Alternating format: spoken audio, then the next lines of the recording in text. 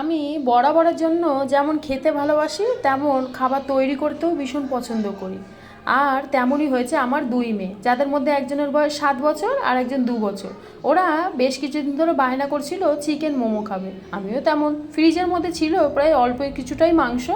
আর সেই মাংসটাকে আমি একটু চপারে দিয়ে চপ করে নেওয়ার পরে তারপর ওটাকে আলাদা বাটিতে রেখে আরও একবার মেশিনের মধ্যে বেশ কিছুটা ধনেপাতা, পেঁয়াজ, কাঁচা লঙ্কা, আদা, রসুন সেগুলোকেও ভালো করে চপারের মধ্যে চপ করে নিয়ে এবার চিকেনের সাথে মিশিয়ে দিয়েছি। তারপর দিয়েছি ওই চিকেনের মধ্যে একটু গোলমরিচ গুঁড়ো, স্বাদ অনুযায়ী লবণ, সয়া সস সব কিছু দিয়ে ভালো করে মাখিয়ে একটা সাইডে করে নিয়ে তারপর ময়দাটাকে মেখে নিয়েছি।